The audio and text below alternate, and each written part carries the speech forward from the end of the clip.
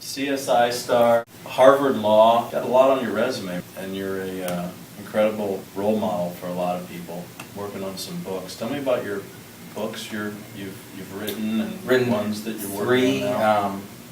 Three New York Times best-selling books. The first one's called Letters to a Young Brother, Manifest Your Destiny. It's a motivational book for young men, particularly urban youth, and very proud of it because it's really that book started my foundation, the Manifest Your Destiny Foundation, and all the work we do with young men and women. The book really happened very organically. The first book, there wasn't some big plan that I was going to become an author or anything like that. It was my first year of CSI New York, and just found that I had a lot of time, in my dressing room, sitting around by myself, and a lot of time to think.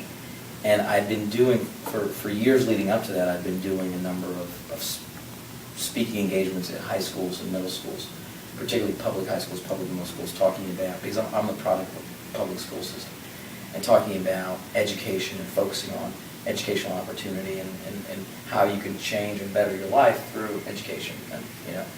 And then what I started to get was a lot of letters, fan mails, emails from young men saying, hey, you came and spoke at my school and you talked about that there was nothing I couldn't do. I'm trying to do this or I'm trying to do that. Can you help me or can you mentor me? What can you do? So I started to take all the letters that I was getting or emails and all the stuff from the young men, started bundling them into categories because they all seemed to fit into different categories about life and life achievement. Once I did that, there was a book that was very helpful to me when I was coming up called Letters to a Young Poet by Rainer Rilke. I was going to ask you about that. I had that on my notes. Okay, good. Well, Rilke is a German poet. He was one of Germany's most famous and revered poets, late 1800s, early 1900s. And he got a letter from a young man asking him to read his two poems and basically saying, will you read my two poems and tell me if I could be a poet like you? And that started a letter exchange between him and this young man that lasted years. And the first letter that Rilke sent back to him was so beautiful, talking about don't ever allow anyone else to tell you what the capacity of your life is and what you possibly can achieve and what you can do. And it just really resonated with me when I was younger and I was gifted the book. And so my goal was, could I write a modern day version of that type of book, Letters to a Young Poet? So I called it Letters to a Young Brother. And it was a struggle, to be honest, to get it out at first because the publishing community had the perspective that young men, and particularly young urban youth, would not purchase a book. Their feeling was, these guys aren't reading, they're not reading books. Here's the deal, I said, you're wrong, they're reading. They're just not reading the books that you're putting out because you're not putting out things that they're interested in reading. So I said, I guarantee you, if I'm able to achieve the goal that I have for this book, in other words, write it in a way that they'd be interested in reading it, then it will be a success. And it did extremely well and continues to do well. It's in a number of school districts across the country. It won the American Library Association Award, Best Book for Young Adults in 2007. And that really started the writing. And then this is the next book, and the idea of what is true wealth. And it comes out August 23rd. It's definitely a big, broad book. It's my most ambitious book to date, speaking about what true wealth is. But I'm excited about it because I think a lot of people are contemplating that as we look around the world and we're seeing austerity measures happen in Greece, for instance, and people are protesting that.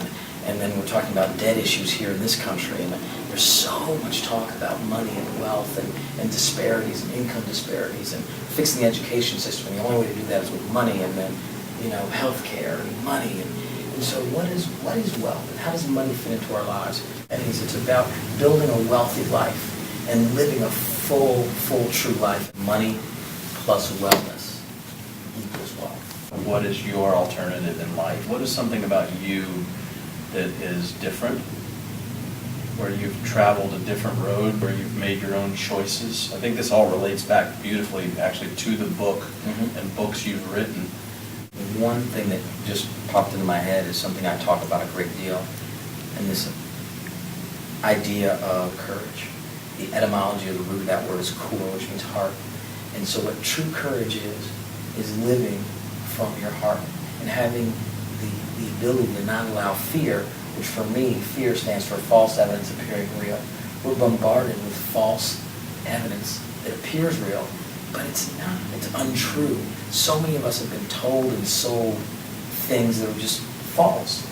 And I hope to attempt to live my life from my core, from my heart, and therefore a very courageous life, and not allow fear, stuff that other people project to me or misinformation I've received, whether it's from sociology and different messaging or TV, the internet, all this information that's out there, and to live a true-hearted life. That's exactly what I'm talking about. I mean, you wearing your heart on your sleeve, you know? Yes, I mean, your heart's right here. That's right.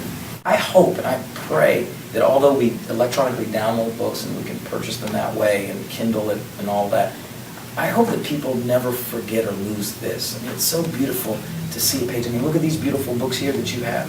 I mean, there's something about turning a real page. So, if you're watching this right now, you can go to Amazon or BarnesandNobles.com and pre-order the book, right? It's much cheaper to do it that way. It's like 40% off. My biggest and best opportunity to hit #1 will be that first week, August 23rd. When you get your book, I'll sign your book. You got it. I'm Okay. gonna hold you to that. Okay. So when we go to dinner, you'll Hey, get your that book. could be in like We'll take you- 2019. No, at we'll this make it point. happen. We'll make it happen.